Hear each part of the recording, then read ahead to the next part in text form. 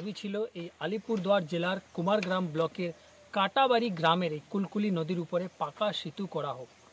বাসিন্দাদের দাবি মেনেই কিন্তু সরকারের তরফে এই নদীতে ব্রিজ নির্মাণের কাজ শুরু হয় আজ থেকে প্রায় 1 বছর পূর্বে। বর্তমানে দেখা যাচ্ছে যে কাজ শুরু হয়েছিল সে কয়েক মাস ধরে বন্ধ রয়েছে।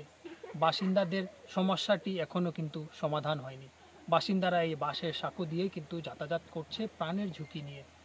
এই গ্রামে প্রায় কয়েকশো বাসিন্দাদের বসবাস। কোনো কাজের জন্যই কিন্তু এই কুলকুলি নদী পার হয়ে বাসিন্দাদেরকে কুমারগ্রাম টাউনে যেতে হয়। কিন্তু এই ব্রিজ, যে নদীর উপরে যে ব্রিজ না থাকার কারণে বাসিন্দাদের খুবই সমস্যা হয়।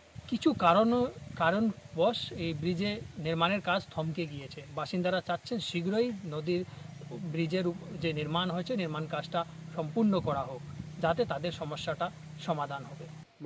প্রায় 1 বছর হয়েছে, জ্যৈষ্ঠ মাস থেকে শুরু হয়ে গেছে। শুরু হয়েছে কিন্তু এখন 2 মাস থেকে বন্ধ আছে। হ্যাঁ, আপনারা কি চাচ্ছেন না তাড়াতাড়ি হোক কাজটা? আমরা তো চাই তাড়াতাড়ি হোক। আমাদের এই যে এইখানে গাছ 2টা কাটা পড়লো, কি পড়লো, ব্রিজটা এদিকে নিল, এই ক্ষয়ক্ষতি, তাও জনসাধারণের সুবিধাতে আমি দিছি যা হোক। কিন্তু এখন চিরদিনের জন্য ব্রিজ নাই, এখন বর্তমানেও নাই। এখন লোকেরও খাওয়া দাওয়ার এই যে দৈনন্দিন যারা করে খায় এদেরও কাজ নাই, এরাও করতে পারে না। গাড়ি যে ওরাও চলতে পারে না, কারণ ওরা পাথর বানাইলে এদিকে লোক নিয়ে যাবে, অনেক লোকের ঘর বাড়ি হবে। এখন ওই কাজ থেকে সবাই বঞ্চিত হয়ে আছে।